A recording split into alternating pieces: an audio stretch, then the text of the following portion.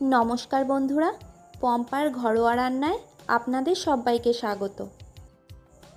আজ বানাবো তেলাপিয়া মাছ দিয়ে আলু ফুলকপির পাতলা ঝোল। তার জন্য এখানে আমি নিয়ে নিয়েছি 2 পিস তেলাপিয়া মাছ। মাছগুলোতে নুন ও হলুদ মাখিয়ে নিচ্ছি।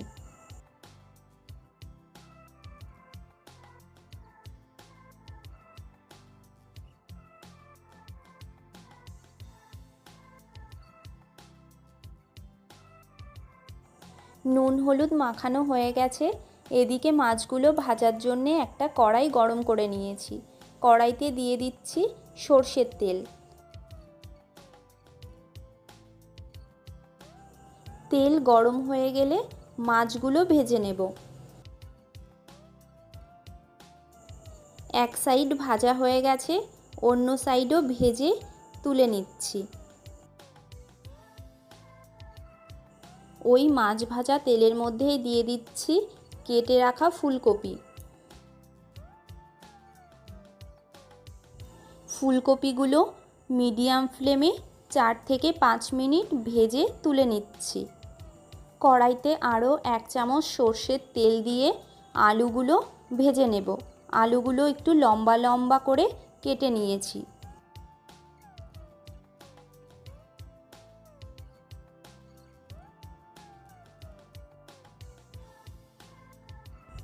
আলুগুলো ভেজে তুলে নিচ্ছি। ওই তেলের মধ্যেই ফোড়নে দিচ্ছি একটা তেজপাতা ও হাফ চামচেরও কম গোটা জিরে। ফোড়নটা 30 সেকেন্ড মতন ভেজে নিয়ে এর মধ্যে দিয়ে দিচ্ছি একটা ছোট সাইজের কুচানো পেঁয়াজ।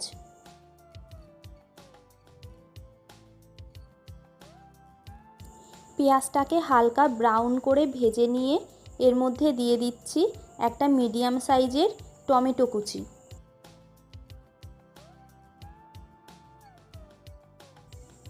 টমেটোটা একটু নরম হয়ে আসলে দিয়ে দিচ্ছি হাফ চামচ জিরে বাটা, হাফ চামচ আদা বাটা ও হাফ চামচ কাঁচা লঙ্কা বাটা। সব মশলাগুলো একসঙ্গে ভালো করে মিশিয়ে নিয়ে দিয়ে দিচ্ছি স্বাদ মতন নুন ও পরিমাণ মতন হলুদ।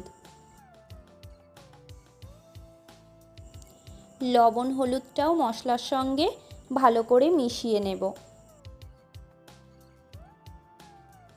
মেশানো হয়ে গেলে এর মধ্যে দিয়ে দেব হাফ কাপ মশলা ধোয়া জল। গ্যাসের ফ্লেমটা মিডিয়ামে রেখে মশলাটা খুব ভালো করে কষিয়ে নেব।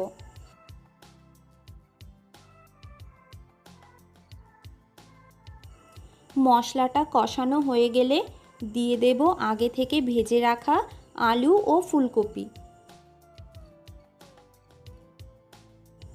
আলু ও ফুলকপিগুলোও মশলার সঙ্গে 2-3 মিনিট ভালো করে কষিয়ে নেব।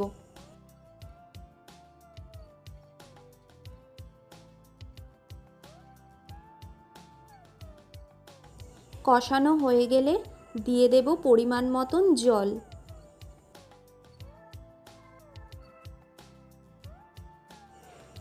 জলটা মশলার সঙ্গে ভালো করে মিশিয়ে নিয়ে গ্যাসের ফ্লেম হাইতে রেখে ঢাকা দিয়ে 4-5 মিনিট মতন জলটা ভালো করে ফুটিয়ে নেব। জলটা ভালো করে ফুটে গেলে এর মধ্যে দিয়ে দেব আগে থেকে ভেজে রাখা তেলাপিয়া মাছগুলো।